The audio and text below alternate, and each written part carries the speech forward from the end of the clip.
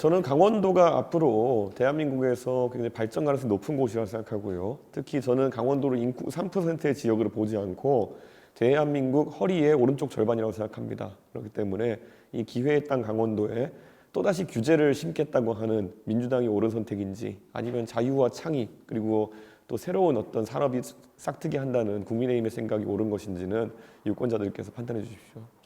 전체적으로 우리 후보가 정권 교체에 대한 적임자로 이제 많은 분들에게 인정받고, 그래서 정권 교체 여론에 해당하는 표를 빠르게 흡수해 나가고 있다는 생각합니다. 저는 원래 강원도는 영서지방과 영동지방의 특색이 좀 다르다 이렇게 생각하고요. 영동 지역 같은 경우에는 뭐 우리 당이 상당한 우세를 가져갈 것이다 이렇게 판단하고, 영서 지역 같은 경우에는 지금까지 뭐 최문순 도정 12년 동안 있었던 그런 어떤 발전이 되지 않은 부분, 이런 분들을 직접적으로 공략하면은 저는 좋은 성과 낼 수 있다 생각하고, 얼마 전에 제가 영서 지역 50% 이상 득표의 목표를 집중해라라고 이렇게 당 내부에 지침을 내린 상태입니다. 영서 지역 50%. 예, 예. 특히 원주와 춘천을 중심으로 한 대도시권에서 저희가 과반 득표를 하는 것을 목표로 가져가고 있습니다. 저는 이렇게 봅니다. 지금 지난 12년 동안 결국에는 묶여 있었던 강원도의 개발 문제라든지 이런 것들을 저희가 적극적으로 다뤄야 되고, 저희가 호남에서도 요즘 보면은 이념이나 아니면 이런 이슈보다는 정책 이슈로서 많은 공감을 사고 있거든요. 강원도 같은 경우에는 많은 기회를 가지고 있고, 그리고 사실 준수도권으로 부상할 수 있는 기회가 있었음에도 불구하고 그것을 살리지 못했던 지역의 최문순 12년 도정이라든지 이런 것들을 강하게 규탄하려고 합니다. 저는 경제특별자치도 같은 경우에는 우리 제주특별자치도가 어쨌든 경제자유구역으로서의 역할을 그때 제주특별자치도 및 경제도시에 관한 법률로 이제 통과된 것인데, 저는 경제자유도시 측면에서의 강원도라고 하는 것은 가능성이 크다, 저는 이렇게 생각하고, 특히 아까 제가 말했던 것처럼 영동권 같은 경우에는 관광 인프라가 충분한데 불구하고 아직까지 교통 접근성이라는 데 있어가지고 국토의 절반 정도의 접근성만 확보한 상태입니다.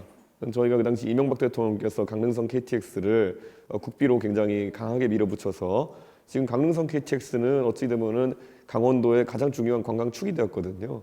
그런 것처럼 다만 지금 그 영동권 같은 경우에 영남지방이나 호남지방에서 접근성이라는 건 거의 아주 멀리 떨어져 있습니다. 그렇기 때문에 그런 축을 추가로 확보하면은 저는 어떤 관광 경제가 활성화될 수 있다 이런 생각을 하고요. 그리고 아까 말했던 것처럼 원주나 춘천 같은 그런 영서지방 같은 경우에는 결국엔 이 지역들이 아까 말했던 준수도권에 가까운 위치로 발달하는 게 중요하다, 저는 이렇게 생각합니다. 결국 공장이라든지 아니면 상업시설 개설에 따른 여러 규제가 그 수도권에 비해서는 덜 규제가 돼야 되는 것이고, 그리고 때로는 지원도 충분히 들어가야 되는 것이거든요. 저는 그런 면에서 원주나 아니면 춘천 등에 적극적인 투자를 하는 것이 옳다. 저희는 강원도 같은 경우에는 우리 윤석열 후보가 또 본인의 외가로 여기는 곳이고, 그렇기 때문에 굉장히 후보 입장에서 애착을 많이 갖고 있는 그런 공간입니다. 그렇기 때문에 강원도의 경제인들과도 아주 활발한 교류를 하고 있고, 그래서 강원도 지역 경제에 관한 이야기를 우리 후보가 누구보다 잘 알고 있습니다. 그래서 제가 후보랑 이야기를 해봐도 강원도에 대한 진짜 개인적인 애착이 느껴질 정도로 이야기를 하거든요. 그러니까 저는 그 부분이 실제로 우리 후보가 대선을 벌여서는 이례적으로 강원도를 많이 방문할 수 있게 하는 원동력이 아닌가 생각하고, 그것이 전국 인구의 3%밖에 안 된다, 저희가 이런 얘기 하지만은 우리 후보에게는 3% 이상의 의미가 있는 공간이라는 것이 확실하다 봅니다. 지금까지는 강원도를 외가로 둔 정치인으로서의 애착에 가까운 부분이었다고 한다면은 강원도 발전을 위해 가지고 이제 정책으로 승부하는 그 후보 시간이 될 것이다.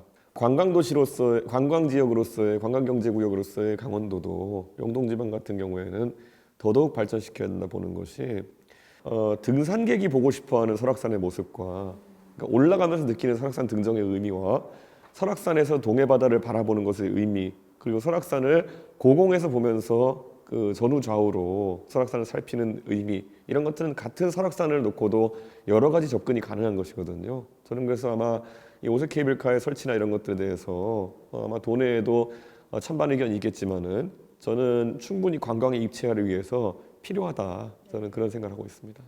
저는 단일화라는 것은 사실 굉장히 정치공학적인 언어다.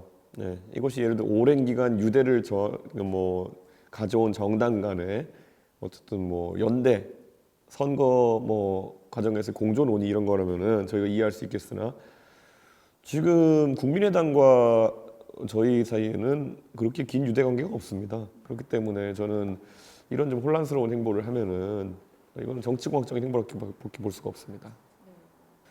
저는 이재명 후보는 지금까지 유능한 행정가 이미지로 포장되어 왔지만은 성남시장과 경기도지사를 거치면서 업무 추진비 하나도 제대로 다루지 못했던 그런 법인카드 갖고도 국민의 우려를 살 만한 그런 수준 미달의 후보라는 것이 증명되었다 이렇게 봅니다. 저는 이재명 후보가 이번에 재산을 한 31억인가 신고했던 것 같은데 31억 정도의 재산을 가진 사람이면 대한민국 국민 재산 순위에서 그래도 제 생각에는 상당히 높은 순위에 들어갈 만한 분인데 거기다 공직자인데 초밥 10인분 그리고 한우 몇십만 원어치 그리고 뭐 과일값 몇천만 원어치 그리고 또 베트남 쌀국수 그 외에도 뭐 저도 기억 잘 안 나는데 뭐 닭백숙까지 이런 걸 왜 업무 추진비로 드셔야 했느냐. 저는 이거는 대통령이 만약에 그분이 되려고 한다면은 더 큰 역할을 담당하겠다고 선언하는 것인데 국민들이 신뢰할 수가 없습니다.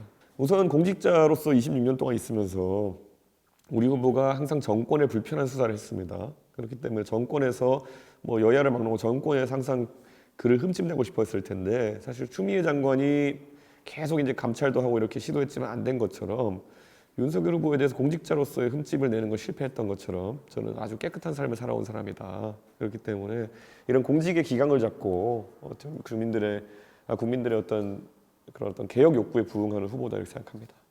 아무래도 명시적으로 이제 이재명 후보가 도덕성 면에서는 아주 낮은 평가를 받으면서 시작했기 때문에 어떻게든 우리 후보를 자기 수준으로 끌어내려는 시도들이 많았다. 특히 무속 신천지 논란 주술 이런 것 같은 경우에는 아무 밑도 끝도 없는 얘기를 이렇게 쏟아내면서 우리 후보에게 부정적 이미지를 투영하려고 했던 거거든요. 저는 이런 거야말로 굉장히 부적절한 행위다.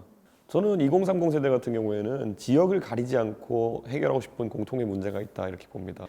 지역과 그리고 부모 세대의 이념 성향과 전혀 관계없이 결국에는 본인들의 미래 문제를 해결해 줄 사람을 찾고 있고 거기에 있어서 우리 윤석열 후보가 높은 지지를 받고 있는 것이 저는 어떤 비전에 있어가지고 이재명 후보에 비해서 압도적인 우위를 갖고 있는 게 아닌가 그런 생각을 합니다.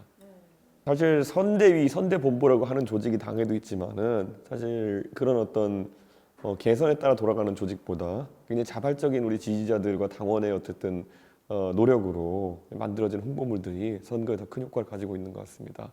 그래서 저는 이런 것들이 좀 가속화됐으면 좋겠고 후보가 사실 정치 신인이라서 많은 분들이 걱정했을 텐데 제가 보는 어느 정치인보다도 적응력이 빠르고 그리고 그 시민과 현장에 소통하는 능력이 뛰어납니다. 아마 그런 면이 우리 후보의 장점인 것 같고 앞으로 더 강화될 거로 보입니다. 더 많은 돈의 뉴스와 정보를 얻기 원하신다면 좋아요와 구독을 눌러주시길 바랍니다. 감사합니다.